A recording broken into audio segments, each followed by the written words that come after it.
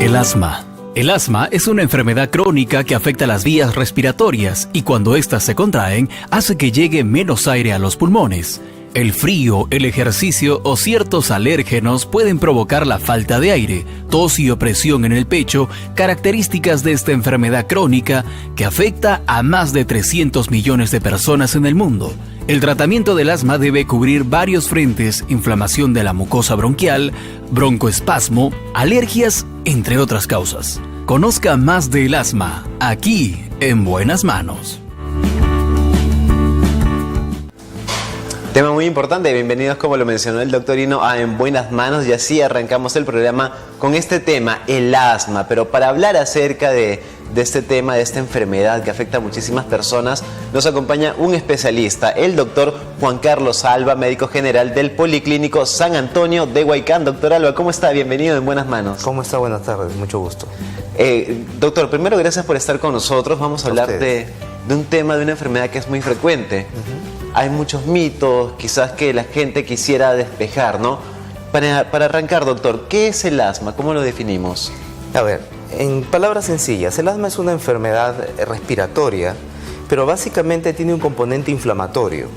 ¿Sí? Es una enfermedad crónica, respiratoria e inflamatoria. Tiene que ver con componentes alérgicos, básicamente.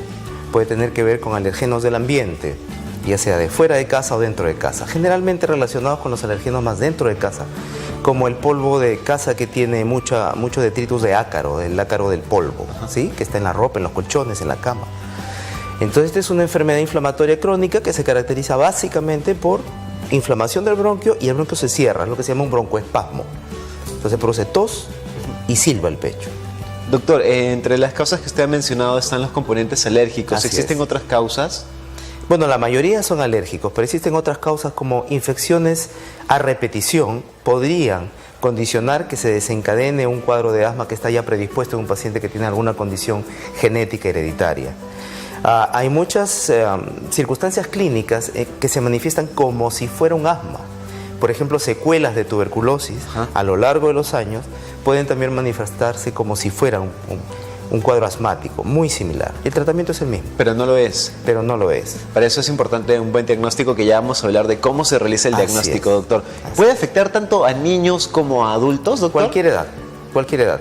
Generalmente se desencadena desde los primeros años de vida, pero no es censo estricto, ¿no? Puede ser en la adolescencia, puede ser en la juventud, puede ser en la adultez. La mayoría está entre la infancia y la adolescencia, pero hay un porcentaje no menos importante que se puede desarrollar después de los 40 años. También en personas adultas. Sí, entonces. sí, sobre todo en esta Lima tan contaminada y tan húmeda que tenemos, que facilita perfectamente este tipo de problemas respiratorios. ¿Influye el clima, doctor? Bastante. Clima húmedo puede ser un desencadenante de una crisis asmática. Doctor, Húmedo y frío. ¿Y cuáles son los síntomas del asma, doctor? Hay varios, pero básicamente los característicos son tos, Tos. silbido de pecho, lo que llamamos sibilancias, y ocasionalmente en algunas personas no lo refieren así, sino lo refieren como una opresión en el pecho o un problema en la garganta. Muchos pacientes con asma no son diagnosticados inicialmente porque siempre se quejan de problemas de garganta, porque sienten una picazón.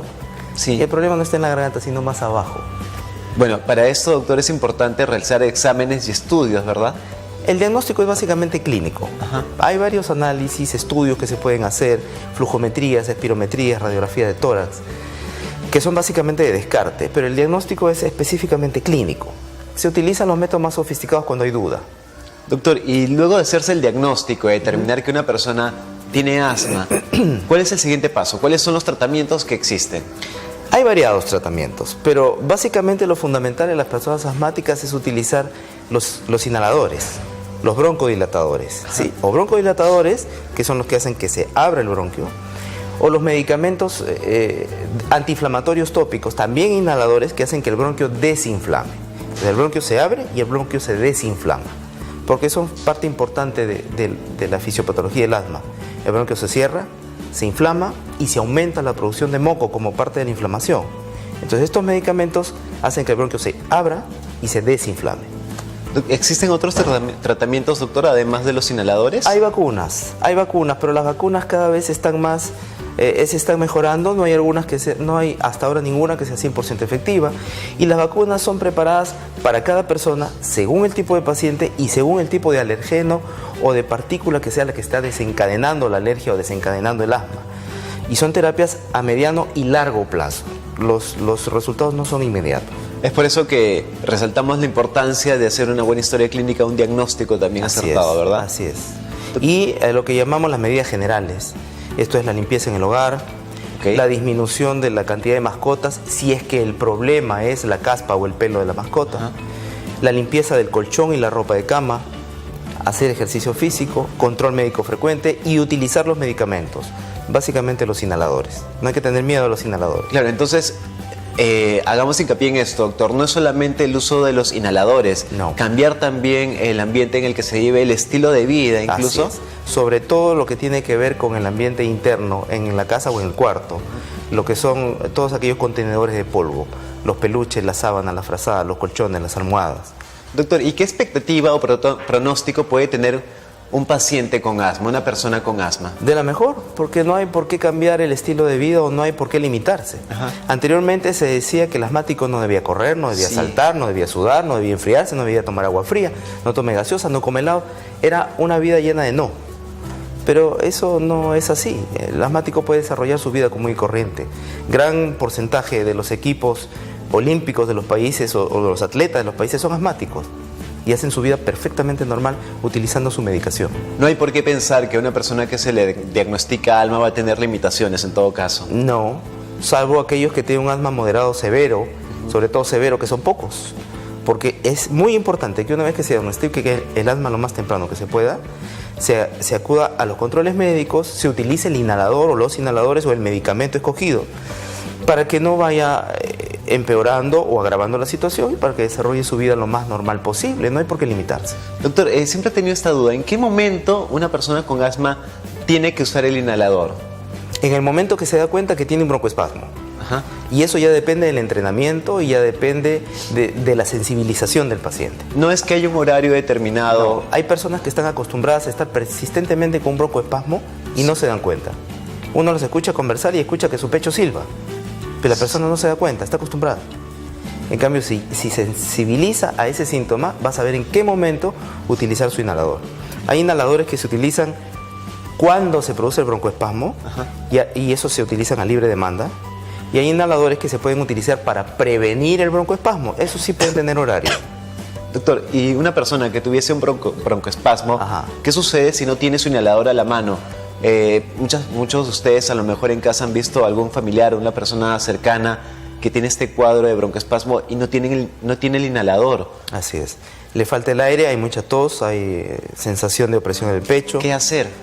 Llevarlo a alguna emergencia, ¿no? Debería tener el inhalador, no le debería faltar nunca, es básico el inhalador o el medicamento elegido, como siempre digo.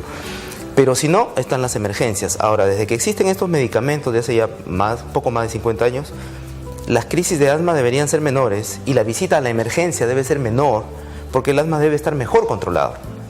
Cosa que a veces no ocurre porque no tenemos esa cultura de educación en salud, ¿no?